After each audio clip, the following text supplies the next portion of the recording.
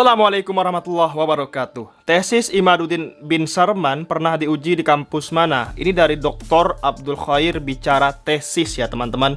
Jadi kita tidak memanggil Imaduddin bin Usman lagi, tapi Imaduddin bin Sarman yang tidak diakui oleh Imaduddin itu sendiri. Si Kiai Imaduddin ini sangat luar biasa, nama ayahnya saja tidak mau disebutnya.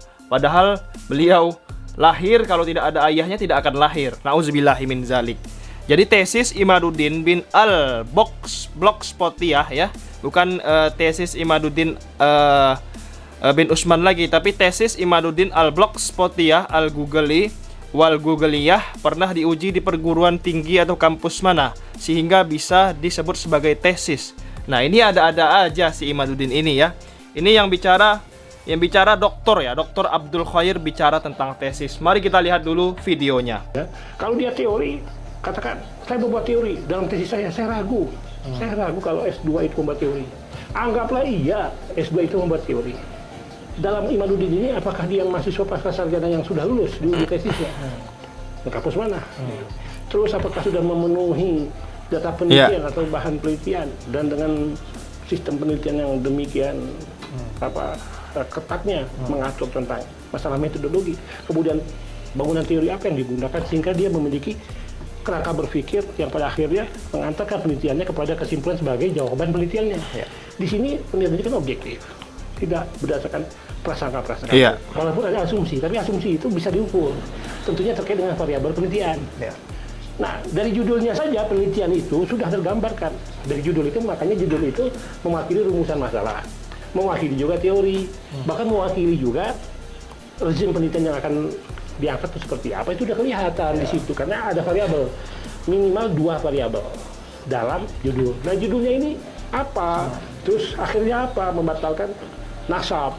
Nah, kalau membatalkan nasab, ada tidak penelitian sebelumnya yang mengatakan bahwa hal serupa? Nah, tentu penelitian sebelumnya itu tidak bisa yang sebangun dengan dia. Yang sebangun dengan dia itu tidak bisa dimasukkan. Kalau hanya berdasarkan data yang sedikit itu tidak bisa, karena dia harus melakukan penelitian lapangan juga. Kalau mau fair, penelitian lapangan itu demikian susah dan membuat kita pusing, karena ada penelitian itu menyangkut dengan penelitian sejarah, dikaitkan penelitian empiris lainnya dengan mengambil responden dalam satu populasi, dan itu terkait dengan kegunaan daripada penelitian itu. Hasilnya seperti apa? Nah, ini kalau dia buka tesis, dinyatakan tesis, berarti itu adalah berita bohong. Oke, baik Bang. Tadi kita kembali ke unsur pasal 28 ya Bang, ayat 2 ya. Yang kalau saya tidak salah kan ada SKB juga sebelumnya ya, SKB 3 lembaga, ada kepolisian, kejaksaan, Kominfo, terkait dengan uraian pasal 28 ayat 2. Yang kalau 28-nya itu ujaran kebencian atau pemusuhan. Di ayat 2, dari ayat 3-nya itu kebohongan. Ya. Di ayat 2-nya itu kan memang yang harus menjadi fokus titik pembuktian itu terkait dengan adanya motif, benar Bang? Motif bahwa ada tindakan mengajak, menghasut sehingga muncul kebencian begitu Bang? Benar gini, itu unsur bukan motif, karena disebutkan secara expressis verbis. Oh, dia jadi unsur gitu? Unsur, ketika disebutkan secara terlar, dia menjadi unsur. Jadi kesengajaan, itu kan ada coraknya. Disebutkan itu dengan sengaja dan tanpa hak. Nah, itu dulu. Kalau disebutkan dengan sengaja, hampir seluruh pakar hukum dari zaman dulu sampai sekarang, itu ada 3 kandungan di situ, dengan masuk al-rohmah, kedua dolus direktus sadar kepastian, ketiga dolus eventualis sadar kemungkinan. Nah, ini kita perlu tahu. Kalau dengan maksud seseorang mengetahui, menghendaki baik perbuatan maupun akibat, perbuatan dan akibat diketahui, dikehendaki, itu dengan maksud tuh al-rohmah. Orang membunuh direncanakan, berarti memang dikehendaki, diketahui baik perbuatan maupun akibatnya. Matinya orang dikehendaki juga, diketahui juga. Tapi kalau sadar kemungkinan, yang paling bawah, perbuatan dikehendaki, akibat tidak dikehendaki, tapi secara sadar kemungkinan akan terjadi. Tapi akibat ini tidak dikehendaki, dia tanggung jawab. Misalkan, seseorang punya KTP, punya motor, tapi tidak memiliki SIM, tidak memiliki STNK. Ada lampu merah, ada polisi. Karena dia tidak punya SIM, tidak lampu merah, ada razia, dilabras ini lampu merah untuk menghindari razia. Ketika dilabras lampu merah, maka orang lewat. Kemungkinan orang lewat akan tertabrak kalau tidak masuk rumah sakit, kalau tidak berkuburan meninggal. Kemungkinan itu tidak dikehendaki, tapi dia wajib bertanggung jawab. Ada lagi sadar kepastian, dolus eventualis. Kalau sadar kepastian lebih naik sedikit antara kemungkinan dan dengan maksud. Perbuatan dikehendaki, akibat tidak dikehendaki, tapi pasti terjadi. Nah, dulu tuh ada di putusan Hogarth itu Thomas van Bremerhaven. Jadi dinamit memang dimasukkan ke kapal untuk dikirimkan. Maksudnya dinamit ini akan diledakkan. Motivasinya adalah agar dapat asuransi ledaknya kapal ini. Tetapi karena ceroboh awak kapal mengangkat dinamit tidak pada tempatnya sehingga jatuh meledak. Tapi itu secara pasti akan terjadi kalau dinamit itu meledak di kapal, kapal pasti hancur. Akibat tidak dikehendaki dia bertanggung jawab. Thomas van Bremerhaven. Nah, terkait dengan Imanuddin, kalaupun seandainya jikalau dia tidak menghendaki adanya kerusuhan, tapi secara kepastian atau secara kemungkinan dia wajib dipidana. Karena secara kepastian, secara kemungkinan pernyataan itu akan berimplikasi di masyarakat berupa timbulnya kerusuhan, mengganggu ketertiban. Dia wajib dipidana. Terkait dengan itu tadi Bang, kembali kepada unsur yang mengajak itu ya, menghasut kebencian. Itu dan bentuknya perbuatannya apa Bang? Dari yang tadi Abang sebutkan itu. Mengajak, menghasut, itu kan dari ucapan. Oh, ucapannya si peneliti ini? Seolah-olah ucapannya itu didasarkan dari penelitian dia yang dikatakan tesis. Dan dia dengan yakinnya sangat-sangat mengatakan ainul yakin, hakul yakin dan segala macam lah, saya nggak tahu itu. Tapi dia menyatakan yakin waktu dia performa dengan Roma Irama. Sangat yakin membatalkan berdasarkan penelitian dia. Disampaikan di ruang terbuka, di tempat umum itu kan, ruang terbuka itu. Ini kan mengajak orang, menghasut orang untuk tidak mempercayai. Membatalkan nasab. Terjadi pro kontra. Nah, yang mendukung Imanuddin ini demikian juga banyak timbul kan. Kenapa? Karena penelitian dia. Nah, penelitian dia itu apakah benar dikatakan tesis? Ternyata tidak. Tesis. Betul banget. Karena dia bukan tesis, dengan jargon itu kemudian orang tertarik mengikuti karena dia mengajak. Tidak dapat dikatakan dia tidak mengajak, menghasut. Pernyataannya itu sudah jelas mengajak, menghasut untuk tidak mempercayai bahwa Ba'alwi adalah keturunan Rasulullah. Kan itu mengajak, menghasut. Agar orang tidak mempercayai. Itu bentuk perbuatannya itu ya? Itu adalah unsur delik. Unsur delik itu nyata. Kalaupun motivasi bukan unsur delik. Memang harus dipidanakan si Imanuddin ini. Dapat digunakan oleh penyidik untuk menyingkap lebih lanjut dalam kaitannya dengan sengaja tadi, motivasi. Tapi motivasi bukan unsur, tidak perlu dibuktikan. Yang dibuktikan adalah unsur. Dan dengan sengaja itu ditambahkan lagi tanpa hak. Jadi dengan sengaja dan tanpa hak. Orang ini menyampaikan sesuatu tanpa hak, dia kena delik. Karena di ayat 2 pasal 28 itu dengan sengaja dan tanpa hak. Tanpa hak itu apa? Tanpa hak itu tanpa kewenangan, bertentangan dengan hak orang lain. Tidak punya alas hak. Tidak ada legal standing. Saya punya hak, tapi ketika hak saya gunakan bertentangan dengan hak orang lain. Saya salah. Saya menyatakan sesuatu, tapi tanpa hak karena saya tidak punya legalitas. Saya bilang, ini hasil penelitian saya. Tapi itu bukan hasil penelitian, itu bukan tanpa hak. Disertasi saya tentang Syiah, membangun politik hukum, sistem ketahanan nasional terhadap ekspansi ideologi internasional Syiah. Itu disertasi. Saya dengan hak menyampaikan itu karena itu disertasi saya. Dan sudah diuji ya? Sudah diuji. Saya berhak menyampaikan itu.